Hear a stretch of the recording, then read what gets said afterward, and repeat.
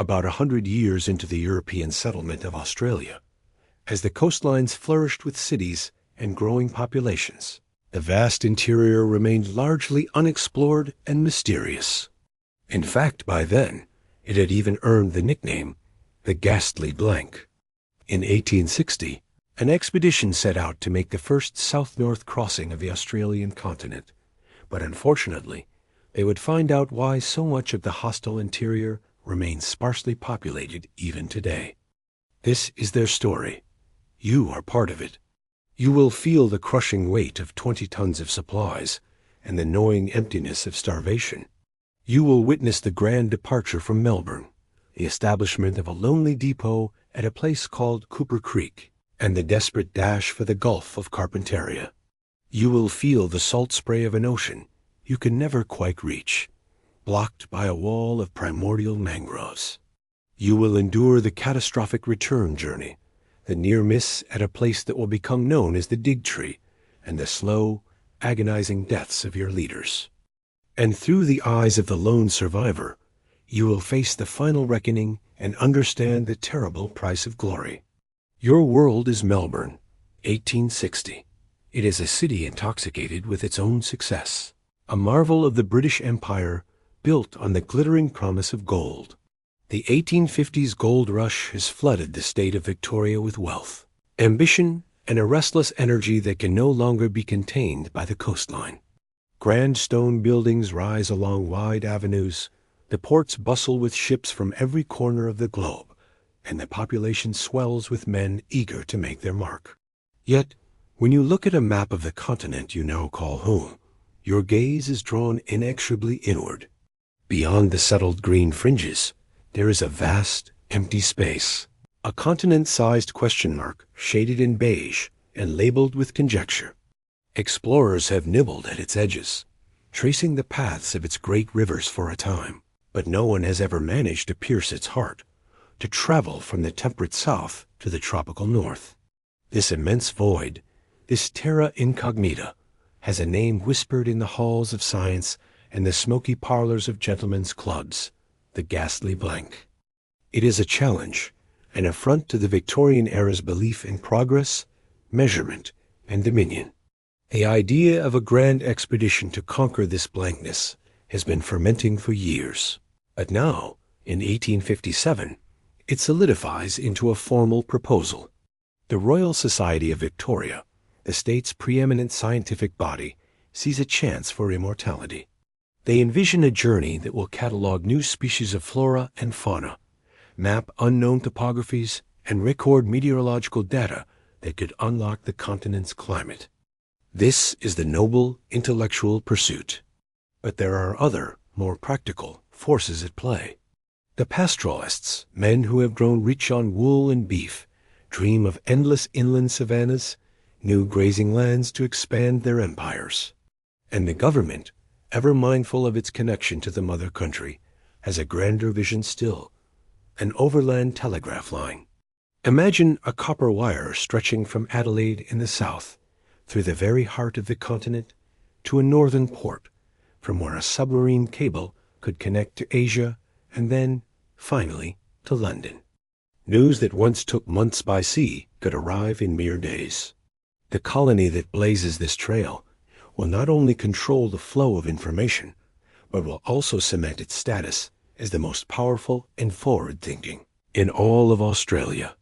To this end, a 32-person exploration committee is formed, a collection of Melbourne's finest minds, wealthiest patrons, and most influential politicians. For 3 long years, they debate, they argue, they analyze. The venture must be perfect, a testament to Victoria's supremacy. They spend a fortune sourcing the finest equipment, the most advanced scientific instruments, and provisions to last for years. But the most contentious issue, the one that paralyzes them in meeting after meeting, vote after vote, is the question of leadership. 3 seasoned explorers are considered, each with his own faction of supporters, but the committee is hopelessly deadlocked. Time is slipping away. The rival colony of South Australia is mounting its own expedition under the skilled explorer John McDowell Stewart. The race is on. Finally, Just 2 months before the scheduled departure, on June 20th, 1860, a decision is made. And it is a strange one. The man chosen to lead the most ambitious and expensive expedition in Australian history is not one of the 3 candidates they had been arguing over. He is not, in fact, an explorer at all. His name is Robert O'Hara Burke. You see him for the first time, a tall, imposing figure with a formidable beard and piercing eyes. He carries himself with the unshakable confidence of a military man. Born in Ireland, he has served as a lieutenant in the Hungarian army and as an officer in the Irish constabulary before immigrating to Australia. Here, he has distinguished himself in the Victorian police force, rising to the rank of superintendent. He knows how to command men, how to impose his will, how to project an aura of absolute authority. What he does not know is how to navigate by the stars, how to survey land, how to read the subtle signs of the bush, or how to find water. These, you sense he believes, are trivial details for lesser men to handle. His singular focus is on the goal, to be the first. His second in command is a man named George Landels, and he is the reason for the most peculiar feature of your expedition. The 27 camels currently quartered near Royal Park. Landels, a horse trader who has spent years in India, convinced the committee that these creatures, perfectly adapted to the deserts of the Old World, are the key to unlocking the Australian interior. He was dispatched to procure them, and he has returned not only with the animals, but also with an unshakable belief in his own expertise. You watch him with the camels, a strange, gurgling language passing between them. He is wiry, opinionated, and fiercely protective of his charges. You can already feel the friction between his specialized knowledge and Burke's iron will. The third officer is a stark contrast to both. William John Wills is a young Englishman, quiet, meticulous, and brilliant. Originally trained as a surgeon, he found his true calling in the precise, ordered world of surveying and astronomy. Where Burke is all bluster and intuition, Wills is a man of science and careful observation. He is your surveyor, your navigator, your astronomical observer, the man who will actually plot your course through the ghastly blank. His calm demeanor is a small island of reason in the growing sea of egos. The scientific contingent is rounded out by 2 Germans, Dr. Hermann Beckler, the expedition's doctor and botanist, and Ludwig Becker, a talented artist, naturalist, and geologist. They are tasked with fulfilling the Royal Society's lofty goals, with collecting and documenting the secrets of the interior. Then there are the men who will do the heavy lifting. The call for applicants brings forth 700 hopefuls.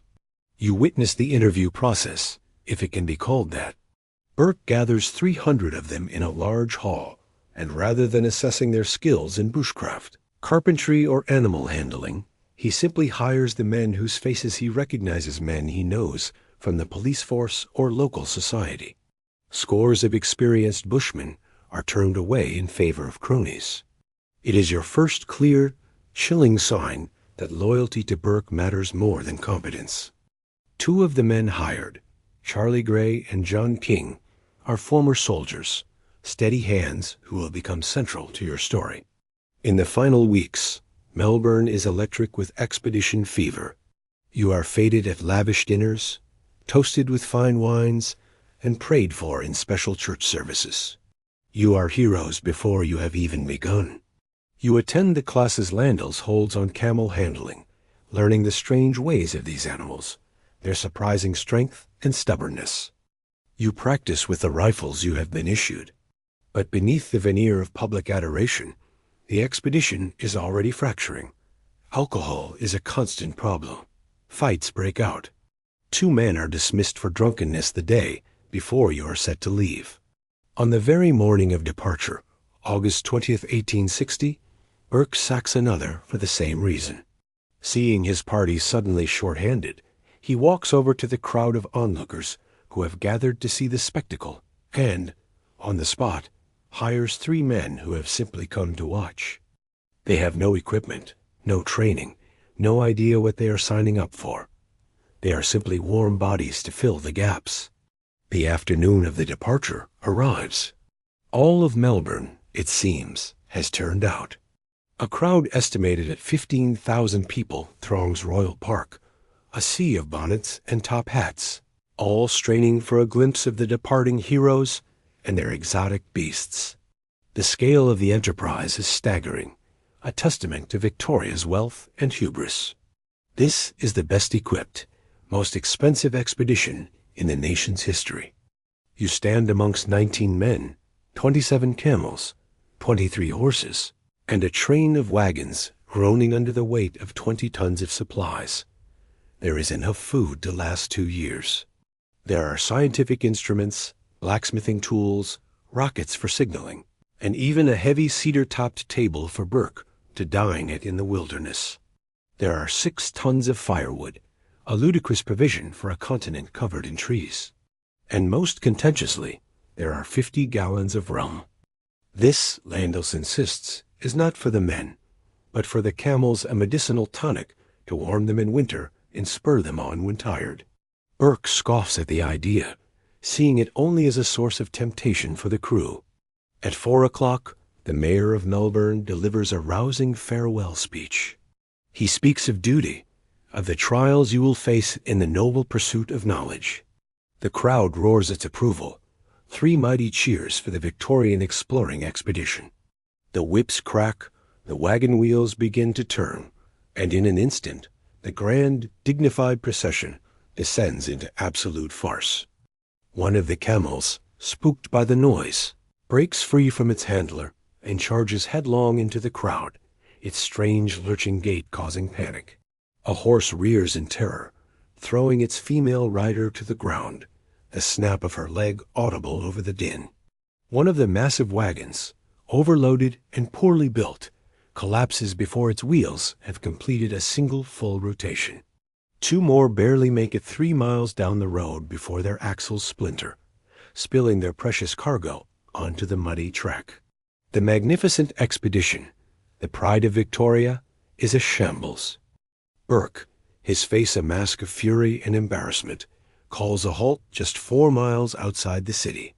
You make camp for the night, the celebratory cheers of Melbourne still echoing in your ears, a bitter counterpoint to the reality of your humiliating start. The disastrous departure has revealed a fundamental, unforeseen flaw in your planning. You are leaving Melbourne at the end of August. In the Northern Hemisphere, this would be the end of summer, a perfect time to set out. But here, in southern Australia, it is the tail end of a wet, cold winter. The unpaved roads leading north are not dusty tracks, but quagmires of thick, sucking mud. Camels, for all their desert prowess, are notoriously clumsy on slippery ground. Their soft, padded feet find no purchase. The horses straying, their hooves churning the road into an even deeper morass. And the wagons, your mobile storehouses, are hopelessly bogged down. On the second morning, Burke's patience, always a finite resource, evaporates. He makes a decision that will have cascading consequences. The main party will press on with the pack animals. The heaviest wagons are to be left behind, and their drivers are ordered to catch up as best they can. It will be 20 days before you see them again. The expedition, barely begun, is already splintered. The slow, arduous slog continues. By early September, you are so far behind schedule that Burke decides on another call. He dismisses several more men, telling them to wait at a station along the route, promising he will send for them later. You know, and they know, that this is a lie. It is a simple, ruthless way to lighten the load. To compensate for the loss of manpower, Burke turns to the scientists, Beckler and Becker. He informs them that their scientific duties, the entire reason the Royal Society is funding this venture, are now secondary. Their primary role is to perform the manual labor of the dismissed men, loading and unloading animals, making camp, standing watch. Any collecting or sketching can be done in their own time, if they have any. Furthermore, they are no longer permitted to ride. They must walk. This order is not just about conserving the strength of the horses. It is a calculated insult, a power play designed to assert his dominance, and he hopes to provoke them into quitting. He has also imposed a strict 30-pound limit on personal baggage, forcing every man to carry his own belongings. Burke's goal has become brutally clear. He cares nothing for science, for grazing land, or for the Telegraph. He cares only for speed, for reaching the North Coast first, and for the personal glory that will bring. Anything and anyone that slows him down is an obstacle to be removed. The simmering tension between Burke and Landals finally boils over at the Darling River. The river is wide and deep, and the question is how to get the precious camels across. Landals, the expert, insists on using a large, flat-bottomed punt to ferry them over safely, one by one. But you don't have a punt large enough. Burke, seeing only another delay, dismisses the idea contemptuously. As expedition leader, he orders Wills to lead the animals into the water and swim them across. As Wills begins to carry out the order, Landals commits the ultimate sin. He publicly challenges Burke's authority, shouting that Burke will be responsible if any of the animals drown. The confrontation is ugly and final. Before Burke can officially fire him, Landals resigns in a fury. Dr. Beckler, disgusted by Burke's tyrannical leadership and his contempt for expertise, resigns in solidarity. In an instant, you have lost your camel master and your doctor. Burke seems almost pleased. He immediately promotes the quiet, loyal Wills to be his new second-in-command. The expedition is being reshaped in Burke's own image, a military-style unit focused on a single objective, stripped of dissent and scientific distraction. A few weeks later, on September 23rd, you finally reach Menindee. It is barely a town, just a handful of rough shacks on the banks of the Darling River, but it feels like the edge of the known world. It is the last outpost of civilization before you plunge into the ghastly blank. The journey from Melbourne, a trip the mail wagon can make in 2 weeks, has taken your grand expedition 2 agonizing months. Here, Burke establishes a depot, a base camp to reorganize before the next stage. His orders from the committee in Melbourne were explicit. The party was to remain whole, to travel together for safety and mutual support. Burke, convinced that the large party is the cause of all his delays, decides to defy those orders. He will split the expedition again. He announces the formation of a flying column. He will take the fittest men, the strongest animals, and a portion of the supplies, and push ahead to Cooper Creek, a known water system deep in the interior that will serve as an advance base. The rest of the men, the weaker animals, and the bulk of the heavy supplies are to remain here in Menindee and follow on later. It is during your 5-day stay that a new figure enters your story. A local man named William Wright, who has some experience with the country immediately to the north, offers to guide you as far as a place called Toro Toe Swamp. Burke, ever impulsive, agrees. You set out with the advance party. Burke, Wills, Wright, and 6 other men, including yourself. The weather is still poor, but with the reduced numbers and Wright's guidance, your pace quickens dramatically. The 200-mile journey to the swamp takes only 10 days. For Burke, this is vindication. He was right all along. Fewer men mean faster travel. He is so impressed with Wright's navigating that he makes another rash decision. He offers Wright a permanent position as a full member of the expedition and names him third in command. This is a man he has known for less than 2 weeks, a man whose true capabilities are entirely unknown. At Toro Toe Swamp, Burke gives the men a choice: return to Menindee with Wright, or press on with him to Cooper Creek. The recent speed has buoyed everyone's spirits. The mission finally feels like it has momentum. You all vote to continue north. Wright is ordered to return to Menindee alone. His instructions are crucial. He is to take command of the party and the supplies left there and bring them up to Cooper Creek to rendezvous with you. When Wright asks Burke for a timeline, For a date when he should arrive, Burke's reply is disastrously vague. Soon, he says. He provides no written orders, no contingency plans, just that one fatally ambiguous word. You push on. Several weeks later, on November 20th, you reach the network of channels and waterholes known as Cooper Creek.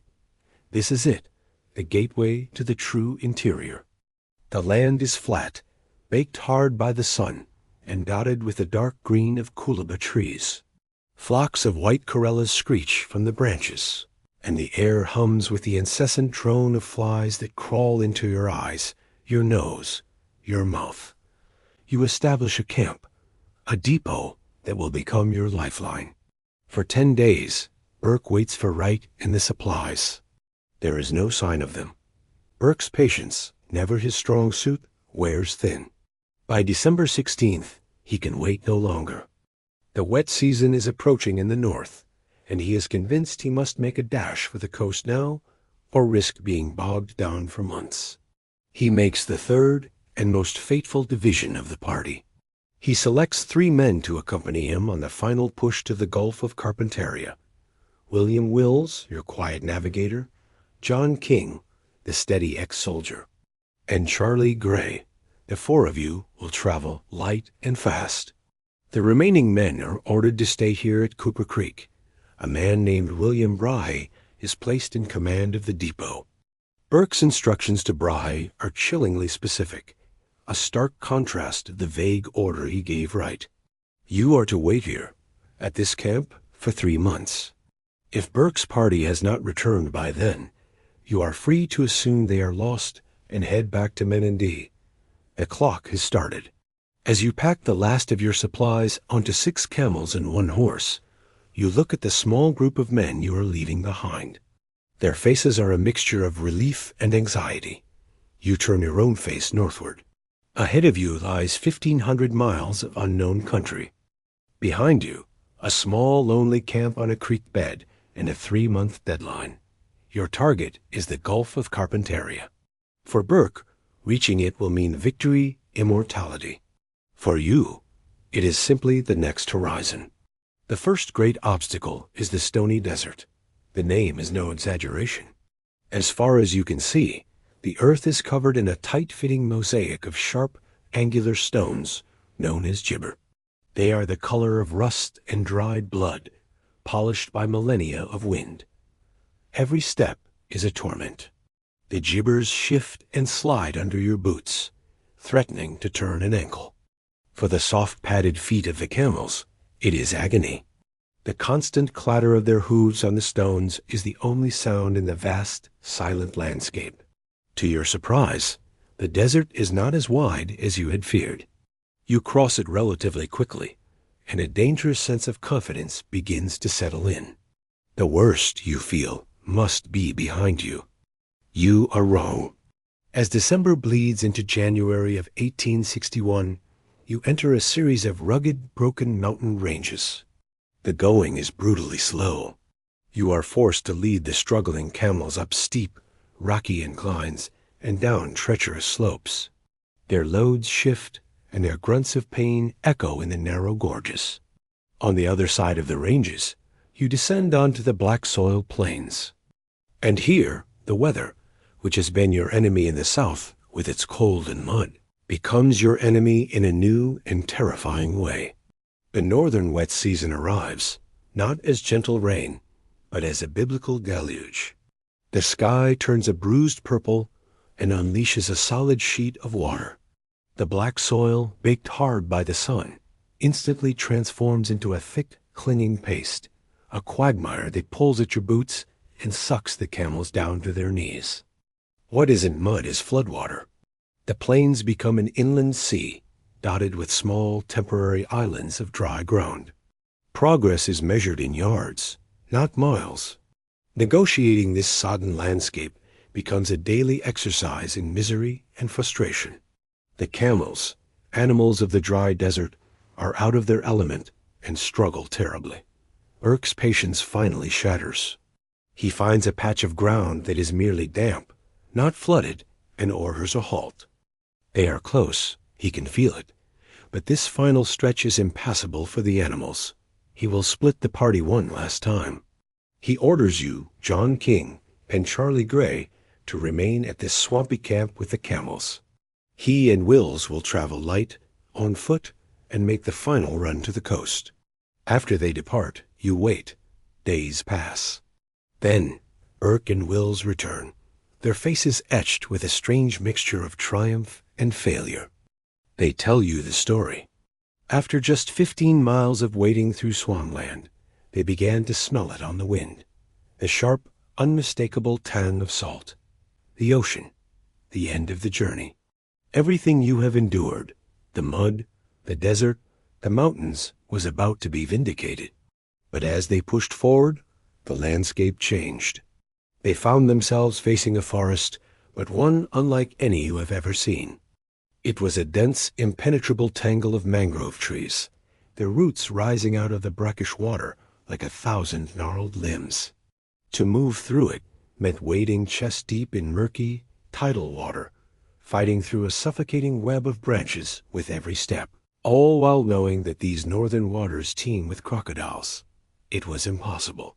They had come so far, over 1,500 miles across a continent, only to be stopped just yards from their goal. They had heard the roar of the surf. They had tasted the salt in the air, but they had never laid eyes on the open sea. Their expedition was technically a success. They had crossed the continent, but the victory feels hollow, incomplete. And now, you realize with a dawning horror, the least of your worries is over. The true test has just begun, the journey back. You pack up the miserable camp, abandoning anything that is not absolutely essential for survival. The return trip to Cooper Creek is underway. The rain continues relentlessly through much of March. Your days are dictated by the weather. On some, you manage to slog a few miles through the mud. On others, you go nowhere at all, huddled under a leaky canvas, listening to the ceaseless drumming of the rain. A month passes, and you have only just reached the foothills of the mountain ranges you crossed on the way north. Here, the deluge intensifies, trapping you for days inside a small, damp cave. Your firewood is soaked through. You can only manage to keep a tiny, smoky fire alive, not enough to cook properly or to dry your perpetually wet clothes. The cold seeps into your bones, but a more immediate problem is consuming you: hunger. The journey to the coast was supposed to take a certain amount of time. You had packed rations accordingly. But the delays caused by the floods meant you consumed 2/3 of your food on the outward leg alone. You are now facing the same distance on 1/3 of the supplies. Even if you were on schedule, it would be a problem. But you are weeks behind, and the situation is growing desperate. One night in late March, Charlie Gray manages to kill a snake, a python over 8 feet long. You fall upon it like wolves, devouring the flesh, grateful for the protein. That night, however, while the others sleep with full bellies, Burke is racked with agony. He has dysentery. The contaminated floodwater you have been forced to drink has turned on him. His body is racked with fever, vomiting, and violent stomach cramps. In his weakened state, it is a devastating blow. The physical decay is mirrored by a moral one. A few days later, Wills catches Charlie Gray behind a bush, secretly eating flour from your dwindling shared rations. When confronted, Gray is forced to confess to Burke. The punishment is swift and brutal. Burke, enraged by the betrayal, strikes Gray across the face. Some accounts say it was a few slaps. Others claim it was a savage beating that left Gray fearing for his life. The bonds of camaraderie are dissolving under the acid of starvation. The party is coming apart at the seams. Days later, the last of the dried meat is gone. You are forced to make a terrible decision. You kill one of the camels, one of the loyal beasts that has carried you this far. The meat is tough and stringy, but it is food. Over the next few weeks, 2 more follow. Finally, by April 10th, only 1 camel remains. All that is left to eat is Burke's beloved horse, Billy. The sacrifice is made. The horse is slaughtered and butchered. The meat keeps you moving for a few more days. Then, on April 16th, the true gravity of your situation becomes undeniable. You wake to find Charlie Gray dead in his sleeping bag. Malnutrition has claimed its first victim. The remaining three of you, Burke, Wills, and yourself, John King, are too weak to dig a proper grave. You scrape a shallow trench and cover his body as best you can, the fear a cold knot in your own empty stomachs. You are next. Back in late January, months ago, William Wright and the supply party finally departed from Menindee. Burke's instruction to arrive soon had been interpreted by Wright to mean waiting for cooler weather. He waited for 3 months. His journey north to Cooper Creek is its own slow-motion disaster. Scurvy and malnutrition ravage his party. By late April, 3 of his men are dead. Meanwhile, at the Cooper Creek depot, William Brahe has been keeping his lonely vigil. The 3 months Burke instructed him to wait have passed. March 16th has come and gone. But Brahe, a diligent and cautious man, cannot bring himself to leave. He stretches his orders, waiting an extra month, scanning the northern horizon every day for a sign of your return. By April 21st, his own supplies are running low, and one of his men is showing signs of scurvy. He can wait no longer. He feels he has fulfilled his duty. And then some. He makes the decision to abandon the camp and return to Menindee. Before he leaves, he takes a portion of the remaining supplies, flour, oats, sugar, dried meat, and buries them in a cache at the base of a large coolabah tree. He wants to leave something, just in case. Into the bark of the tree, he carefully carves a message, an instruction for anyone who might find it. Dig 3 feet NWA PR 21st 1861. He gathers the 6 camels and 12 horses that remain, packs up the camp, and, with a heavy heart, turns his party south. On that very same day, April 21st, 1861, just 9 hours after Bray's party has disappeared over the southern horizon, 3 skeletal figures stumble into the abandoned camp. It is you, Burke, and Wills. You have made it. You are home. But the camp is eerily silent. The depot is gone. A wave of utter despair washes over you. You have walked for months, sustained by the single burning hope of reaching this place, of finding food, safety, and comrades. And you have found nothing. As you survey the deserted site, your eyes fall upon the coolabah tree. You see the fresh carving in the bark. Dig. With the last of your strength, you scrabble at the earth. You find the cache. Food. A month's worth of supplies. You are saved. You have missed Bray's party, but they have not forgotten you. But then Burke, his judgment clouded by exhaustion, pride, and sickness, makes his final fatal error. The logical course of action would be to rest, regain your strength, and then follow Brahe's fresh tracks south towards Menindee. But Burke believes you are all too weak to catch them. He also seems unwilling to suffer the indignity of being seen as a failure, crawling back to the party he had abandoned. He concocts a new plan. Instead of heading south, you will travel southwest 100 and 50 miles through unknown country towards a police outpost at a place called Mount Hopeless. It is a desperate gamble, based on a vague hope of finding help from the local Yandruwandha people along the way. Before you leave the depot, Burke writes a letter explaining your situation and your new destination. He buries it in the hole where the cache was.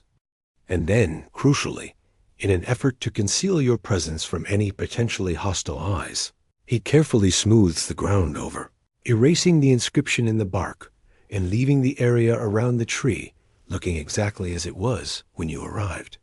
A week later, on April 29th, Bray's southbound party has a chance encounter. They meet William Wright's supply party, struggling north.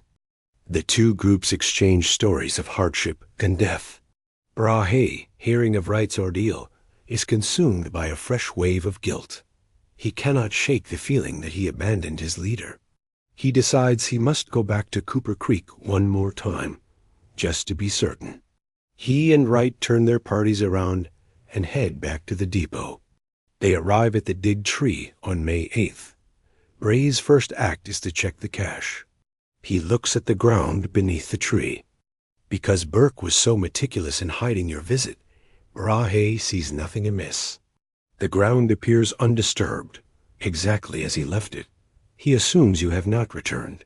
He does not dig. After waiting for a few more days and seeing no sign of life, Brahe and Wright turn their backs on Cooper Creek for the last time.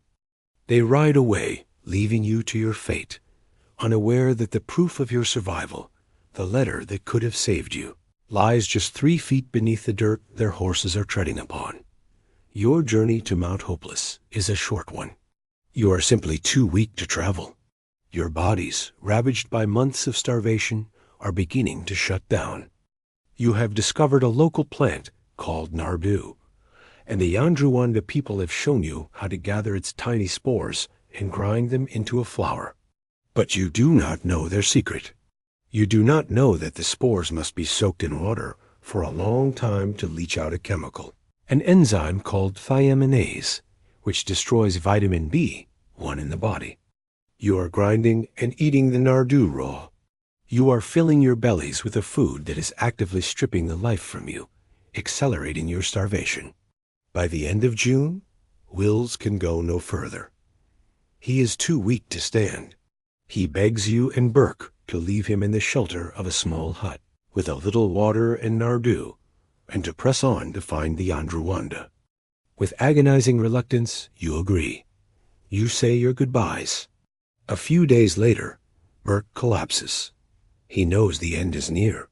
He gives you his watch and his notebook to be delivered to his family. You sit with him as his breathing grows shallow, and then stops. Robert O'Hara Burke, the proud, impulsive leader of the great Victorian exploring expedition, dies alone in the vast wilderness he sought to conquer. You are now the sole survivor. You cover his body with sand, and driven by the primal instinct to live, you stumble on until you find the Yandruwandha camp. They take you in. They feed you. They care for you.